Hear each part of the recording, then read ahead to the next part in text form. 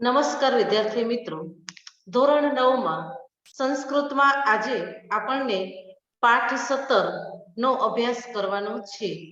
પાઠનું નામ છે આચાર્ય ચરકઃ. તો સૌથી પહેલા આપણે એનો પરિચય સાંભળીશું. પ્રાચીન ભારતમાં વિવિધ વિદ્યા ક્ષેત્રોમાં અનેરો પ્રદાન કરનારા અનેક આચાર્યો થઈ ગયા છે. તેમાંના કેટલાક આચાર્યો તેમણે રચેલા જે તે વિદ્યા શાખાના ગ્રંથના રૂપમાં આજે પણ આપણી વચ્ચે ઉપસ્થિત છે. આવા આચાર્યોમાંના એક આચાર્ય ચરક છે. આચાર્ય ચરક આયુર્વેદ શાસ્ત્રના મહાન વિદ્વાન હતા. તેમણે ઔષધ વિજ્ઞાનનો પાયો નાખ્યો હતો. બીજા વિદ્વાનોની જેમ તેમના જીવન વિશે પણ કોઈ ખાસ માહિતી મળતી નથી, પરંતુ તેમણે રચેલો ગ્રંથ આજે પણ આપણી પાસે ઉપલબ્ધ છે. સંસ્કૃત ભાષામાં લખાયેલા આ ગ્રંથનું નામ ચરક સંહિતા છે. આયુર્વેદ શાસ્ત્રનો અભ્યાસ કરવાની ઈચ્છા રાખનાર પ્રત્યેક વ્યક્તિએ આ ચરક સંહિતા નામનો ગ્રંથ વાંચવો જ પડે છે. પ્રસ્તુત પાઠમાં આયુર્વેદ શાસ્ત્રના આ સુપ્રસિદ્ધ વિદ્વાનનો પરિચય મેળવવાનો છે. એ સાથે તેમનો એક ઉપદેશ પણ ગ્રહણ કરવા જેવો જ છે. રોગવિહીન શરીર એ સૌથી મૂલ્યવાન ધન છે. એટલે પ્રત્યેક વ્યક્તિએ પોતે કેવી રીતે રોગરહિત રહી શકે છે તે પણ જાણી લેવું જોઈએ. આ મહત્વની જાણકારી આ પાઠના માધ્યમથી આપણે મેળવીશું.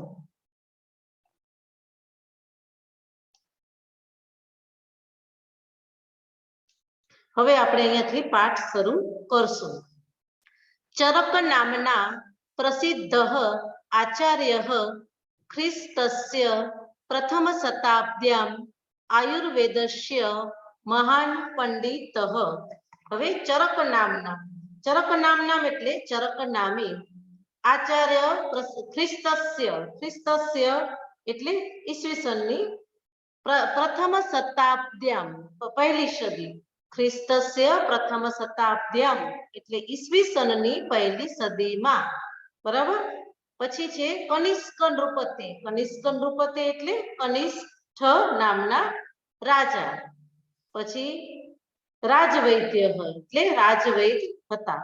હવે આપણે એના ભાષાંતર તરફ જોઈએ તો ચરક નામના પ્રસિદ્ધ આચાર્ય એટલે ચરક નામે પ્રસિદ્ધ આચાર્ય ખ્રિસ્તસ્ય પ્રથમ શતાબ્દ્યામ ઈસવીસનની પહેલી સદીમાં મહાન આયુર્વેદસ્ય મહાન પંડિત. તેઓ આયુર્વેદના મહાન વિદ્વાન હતા. સહ કનિષ્ક નૃપતે રાજવૈદ્ય આસીત. તે કનિષ્ક રાજાના રાજવૈદ્ય હતા. હવે આપણે અહીંયા પહેલો ફકરો અને એનું ભાષાંતર શીખ્યા. હવે એમાંથી પ્રશ્નો કઈ રીતે નીકળે તો આપણે જોશું. તો પ્રશ્ન 1 માં ઈસવીસનની પહેલી સદીમાં કયા આચાર્ય થઈ ગયા? તો એનો જવાબ આવશે ચરક. પછી બીજો પ્રશ્ન એમ પણ પૂછાય કે આયુર્વેદના મહાન વિદ્વાન કોણ હતા? તો એમાં પણ જવાબ આવશે આચાર્ય ચરક. અને ત્રીજો પ્રશ્ન, આચાર્ય ચરક કોના રાજવૈદ્ય હતા? તો જવાબ આવશે કનિષ્ક રાજાના. તો આ એક ફકરામાંથી પણ આપણને અનેક પ્રશ્નો મળી રહે છે. હવે બીજો ફકરો, અસ્ય આચાર્યસ્ય ચરક સંહિતા નામક સુપ્રસિદ્ધ ગ્રંથ વર્તતે. આયુર્વેદસ્ય પ્રાચીનતમેષુ વિશ્વવિખ્યાતેષુ ચ ગ્રંથેષુ અસ્ય ગણના ભવતી. હવે પ્રાચીનતમેષુ એટલે સૌથી જૂના, અને વિશ્વવિખ્યાતેષુ એટલે વિશ્વમાં પ્રસિદ્ધ, અને ગણના એટલે એની ગણતરી. અસ્ય આચાર્યસ્ય ચરક સંહિતા નામક સુપ્રસિદ્ધ ગ્રંથ વર્તતે. આ આચાર્યનો જે ચરક સંહિતા નામનો જે ગ્રંથ છે એ કેવો ગ્રંથ છે? સુપ્રસિદ્ધ ગ્રંથ છે. આયુર્વેદસ્ય પ્રાચીનતમેષુ એટલે આયુર્વેદના સૌથી જૂના પ્રાચીનતમેષુ એટલે સૌથી જૂના વિશ્વવિખ્યાતેષુ એટલે કે અને વિશ્વવિખ્યાત ગ્રંથોમાં અસ્ય ગણના ભવતી ગ્રંથેષુ અસ્ય ગણના ભવતી આ ગ્રંથોમાં એની ગણતરી થાય છે. ફરી વખત ભાષાંતર. આ આચાર્યનો ચરક સંહિતા નામનો ગ્રંથ સુપ્રસિદ્ધ ગ્રંથ છે. આયુર્વેદના સૌથી જૂના અને વિશ્વવિખ્યાત ગ્રંથોમાં આની ગણતરી થાય છે.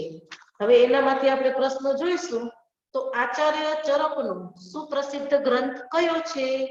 તો એનામાં જવાબ આવશે ચરક સંહિતા. અને બીજો પ્રશ્ન છે, ચરક સંહિતા ગ્રંથની ગણના કેવા ગ્રંથોમાં થાય છે? તો એના જવાબમાં આવશે કે ચરક સંહિતા ગ્રંથની ગણના કેવા ગ્રંથોમાં થાય છે? તો આયુર્વેદ શાસ્ત્રના સૌથી પ્રાચીન તેમજ વિશ્વ પ્રસિદ્ધ ગ્રંથોમાં થાય છે.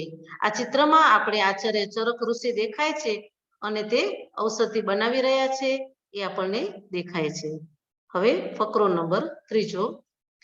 અસ્મિન ગ્રંથે સૂત્રસ્થાનમ, નિદાનસ્થાનમ, વિમાનસ્થાનમ, શારીરસ્થાનમ, ઇન્દ્રિયસ્થાનમ, ચિકિત્સાસ્થાનમ, કલ્પસ્થાનમ, સિદ્ધિસ્થાનમ ચેતિ અષ્ટૌ પ્રકરણાની સંતિ.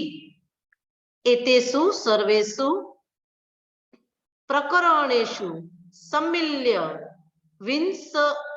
વિંશત્યુત્તર એકશતમ અધ્યાયાઃ સંતિ. હવે અસ્મિન એટલે આ, ગ્રંથે એટલે ગ્રંથની અંદર.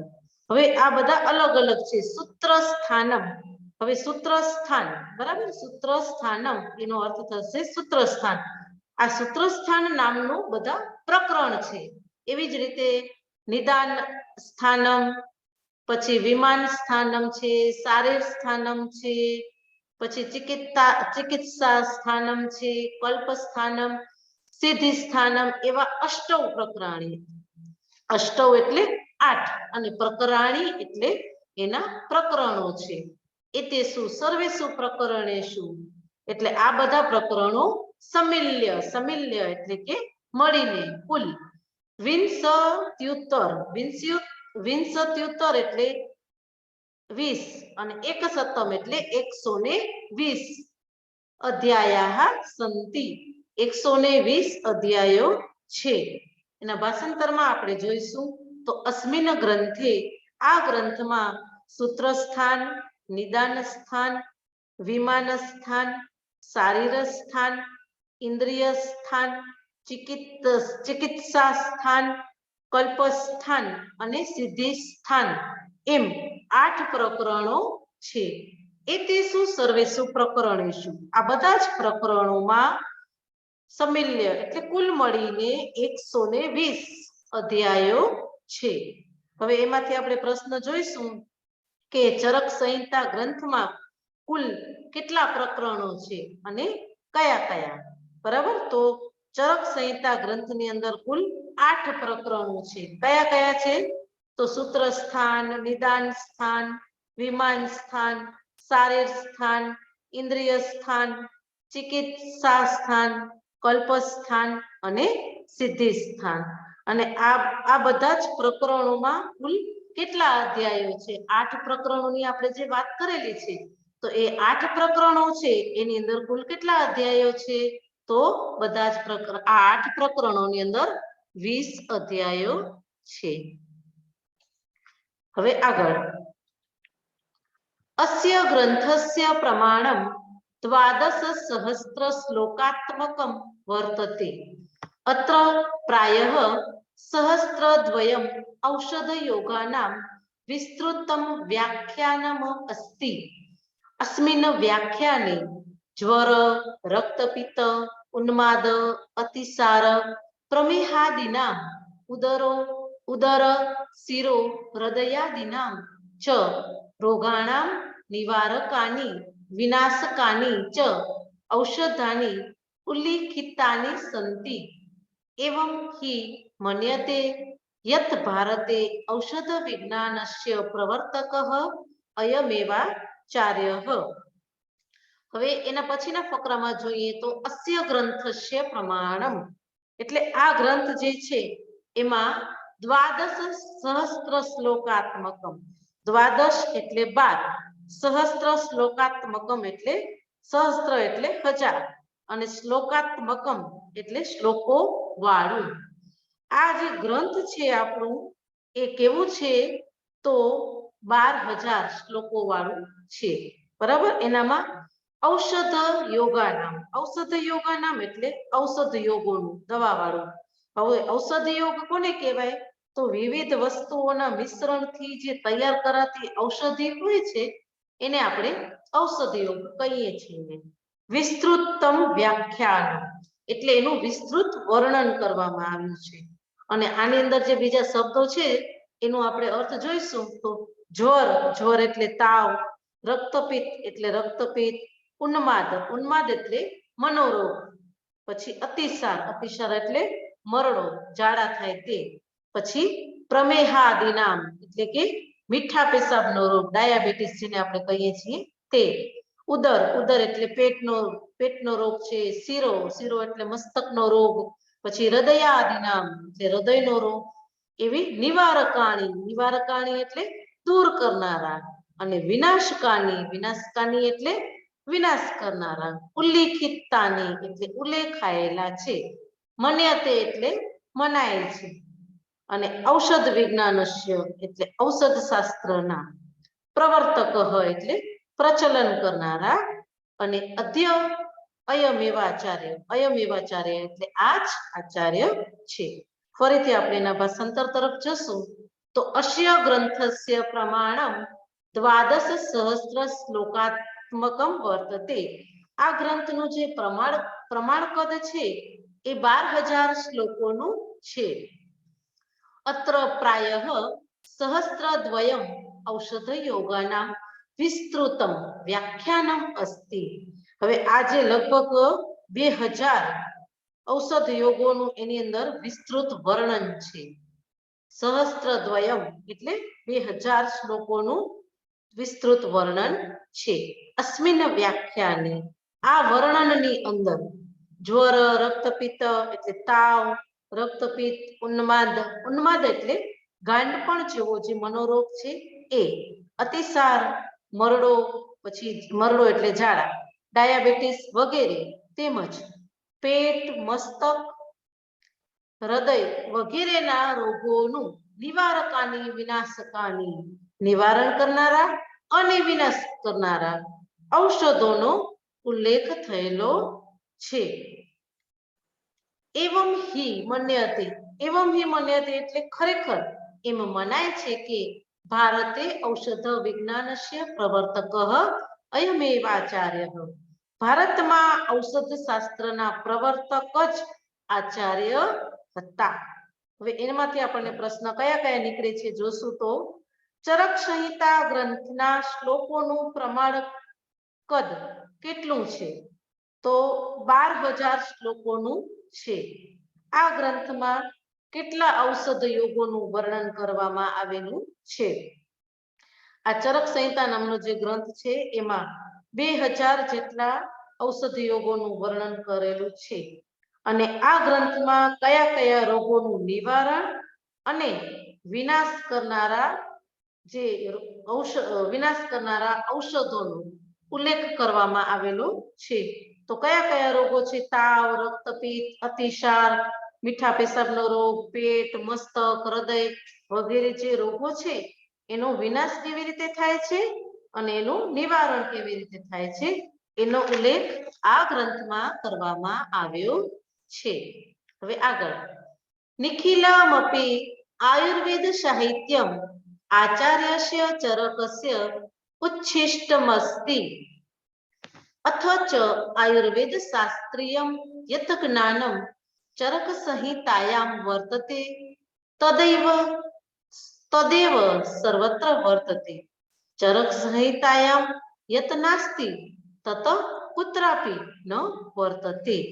નિખિલમપી હવે આ અહીંયા કને સંધિયુક્ત શબ્દ છે નિખિલમ વત્તા અપી બરાબર નિખિલમ અપી. નિખિલમ અપી એટલે આખું. આયુર્વેદ સાહિત્યમ એટલે આયુર્વેદનું જે સાહિત્ય છે તે ઉચ્છિષ્ટમસ્તિ. ઉચ્છિષ્ટમ એટલે એઠું. એઠું એટલે કે વાપર્યા પછી વધેલું અને ખાધા પછી જે વધેલું હોય એ આપણે કહીએ એ અર્થમાં છે.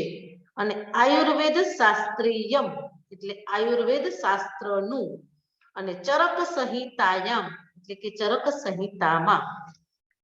હવે આપણે એના ભાષાંતર તરફ જશું તો નિખિલમ અપી આયુર્વેદ સાહિત્યમ આચાર્યસ્ય ચરકસ્ય ઉચ્છિષ્ટમસ્તિ. આખું આયુર્વેદ સાહિત્ય જે છે એ કેવું છે તો આચાર્ય ચરકનું એઠું. એઠું એટલે કે વાપર્યા પછી બચી ગયેલું છે. અથચ હવે આયુર્વેદ શાસ્ત્રીયમ યત જ્ઞાનમ ચરક સંહિતાયામ વર્તતે.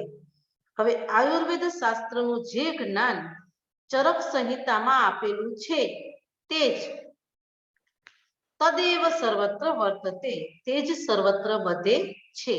ચરક સંહિતાયામ યત નાસ્તિ એટલે કે ચરક સંહિતામાં જે નથી તત કુત્રાપી ન વર્તતે તે બીજે ક્યાંય નથી. કુત્રાપી એની સંધિ થશે કુત્ર વત્તા અપી બરાબર કુત્રાપી. કુત્રાપી એટલે ક્યાંય અને ન વર્તતે એટલે નથી. ફરી એકવાર ભાષાંતર. આખું આયુર્વેદ સાહિત્ય આચાર્ય ચરકનું એઠું છે. હવે આયુર્વેદ શાસ્ત્રનું જે જ્ઞાન ચરક સંહિતામાં છે તે જ સર્વત્ર બધે છે. અને ચરક સંહિતામાં જે નથી તે બીજે ક્યાંય નથી. તો આ ફકરામાંથી આપણે પ્રશ્ન નીકળશે કે આયુર્વેદ શાસ્ત્રનું જ્ઞાન શેમાં રહેલું છે? તો એના જવાબમાં આવશે આયુર્વેદ શાસ્ત્રનું જ્ઞાન ચરક સંહિતામાં રહેલું છે.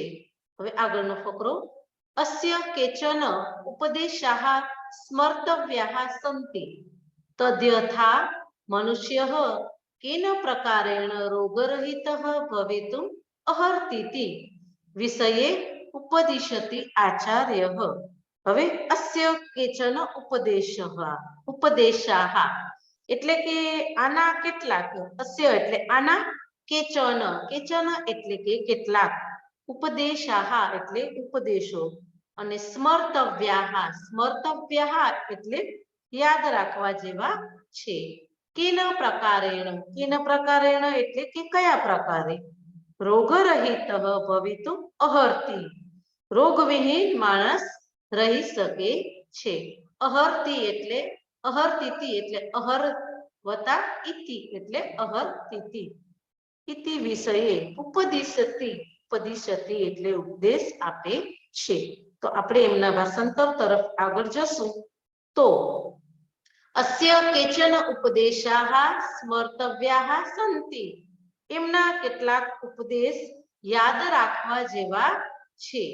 તદ્યથા મનુષ્ય કેન પ્રકારેણ માણસ કઈ રીતે રોગરહિત થઈ શકે છે એ વિષયમાં આચાર્ય ઉપદેશ આપે છે. શું આપણે એમાંથી કયો પ્રશ્ન નીકળશે કે આચાર્ય ચરક કયો ઉપદેશ આપે છે?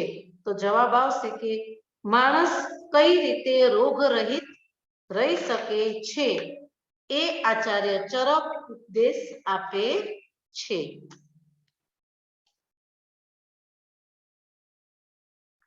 હવે શ્લોક આપેલો છે એ શ્લોકમાં એનો ઉપદેશ આપેલો છે.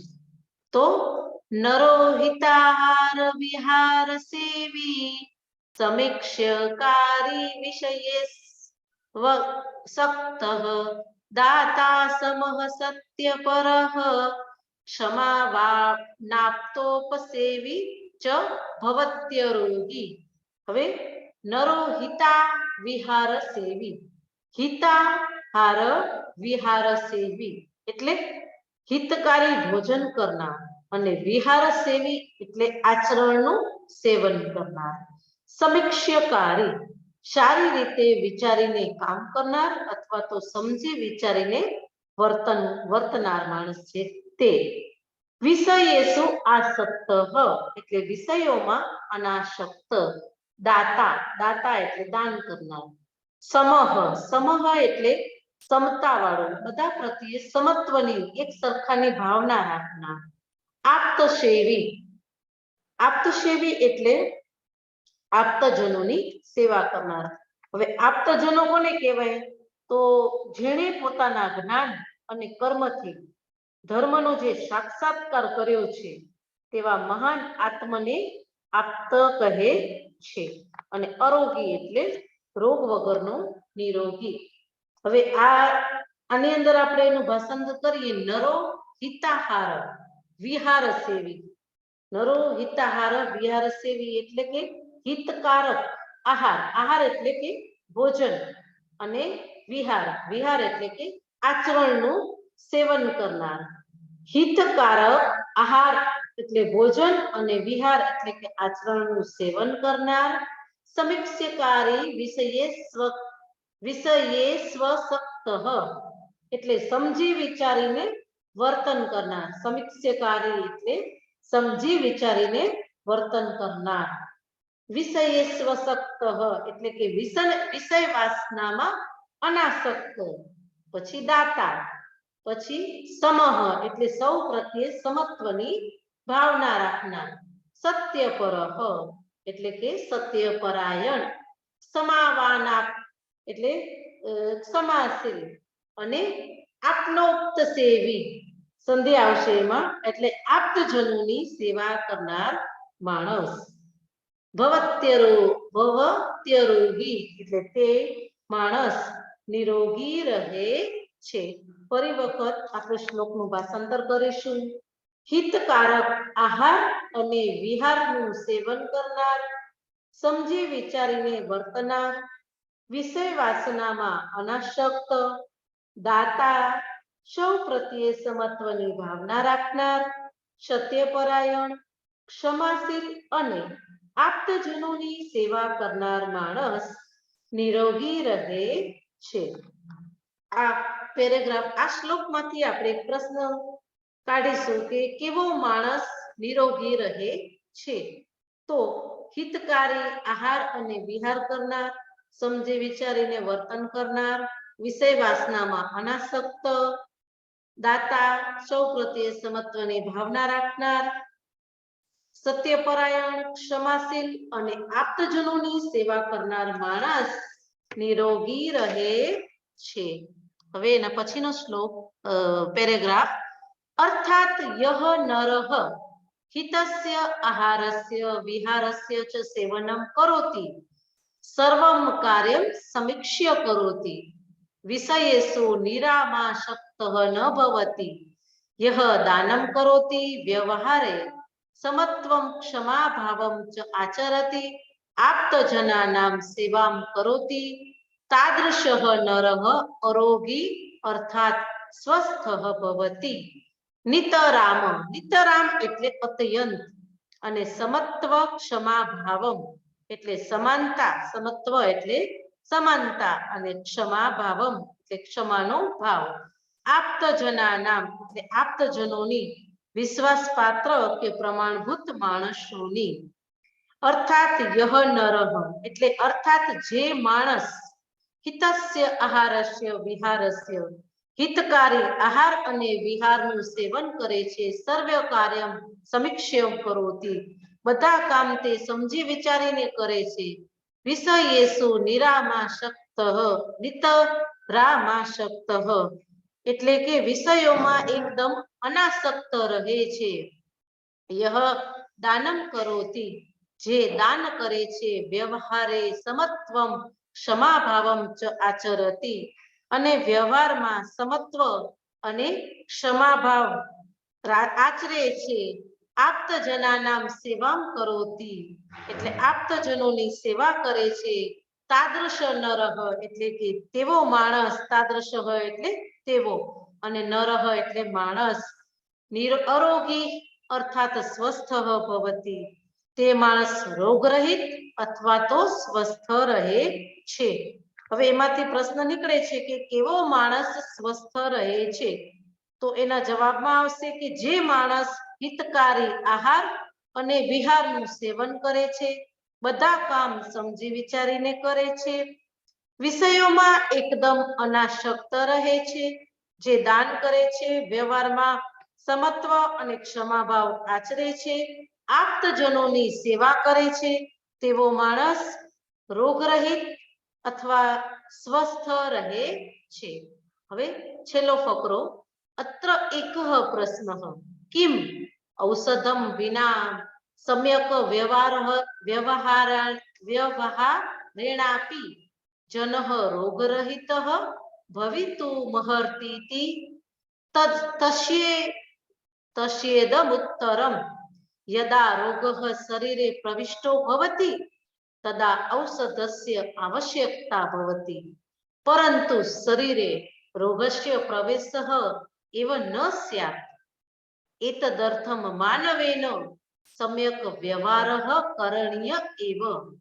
व्यवहारस्यापि स्वास्थ्ये प्रभावो भवतीत्येषः चरकाचार्यस्य उपदेशः। હવે ઔષધમ વિના એટલે ઔષધ વિના સમ્યક વ્યવહારેણ સારી રીતે કરાતા વ્યવહાર વડે જનઃ રોગરહિત એટલે મનુષ્ય છે એ રોગરહિત અને ભવિતુમ એટલે થઈ શકે છે. તસ્યેદમુત્તરમ, હવે આ શબ્દ છે તસ્યેદમુત્તરમ એ કેવો શબ્દ છે? સંધિયુક્ત શબ્દ છે, એટલે એની સંધિ કેવી રીતે છૂટી પડશે? તસ્ય ઇદમ ઉત્તરમ, તસ્ય વત્તા ઇદમ વત્તા ઉત્તરમ બરાબર તસ્યેદમુત્તરમ પ્રવિષ્ટ ભવતી એટલે પ્રવેશે છે. એતદર્શમ એટલા માટે. હવે વ્યવહારસ્યાપી એટલે એ પણ એક સંધિયુક્ત શબ્દ છે, તો એની સંધિ છૂટી પડશે વ્યવહારસ્ય વત્તા અપી બરાબર વ્યવહારસ્યાપી એટલે એનું ગુજરાતી થશે વ્યવહારનો પણ. ભવતિષ્યેસહ એટલે ભવતી વત્તા ઇતિ વત્તા એષઃ એટલે થાય છે, સંધિયુક્ત શબ્દ છે. ભવતી વત્તા ઇતિ વત્તા એષઃ એટલે ભવતીત્યેષઃ અને ચરકાચાર્યસ્ય એટલે આચાર્ય ચરકનો ઉપદેશ એટલે કે બોધ. હવે એનું ગુજરાતી કરશું, અત્ર ભાષાંતર કરશું આપણે. અત્ર એકઃ પ્રશ્ન, અહીં એક પ્રશ્ન છે. અત્ર એટલે અહીં. કિમ ઔષધમ વિના સમ્યક વ્યવહારેણાપી જનઃ રોગરહિતઃ ભવિતુર્મર્હતીતિ, શું ઔષધ વગર સારી રીતે કરાતા વ્યવહાર વડે પણ માણસ રોગરહિત રહી શકે છે? યદા રોગઃ તસ્યેદમુત્તરમ તેનો આ ઉત્તર છે. યદા રોગઃ શરીરે પ્રવિષ્ટો ભવતિ તદા ઔષધસ્ય આવશ્યકતા ભવતિ, જ્યારે રોગ શરીરમાં પ્રવેશ કરે છે ત્યારે આપણને ઔષધની એટલે કે દવાની જરૂરિયાત હોય છે, પરંતુ શરીરે રોગસ્ય પ્રવેશ એવ ન સ્યાત, પરંતુ શરીરમાં રોગનો પ્રવેશ જ ન થાય.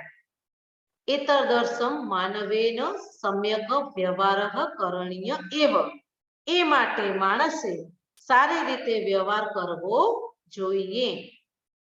વ્યવહારસ્યાપી સ્વાસ્થ્યે પ્રભાવો ભવતીત્યેષઃ, વ્યવહારનો પણ સ્વાસ્થ્ય ઉપર પ્રભાવ પડે છે.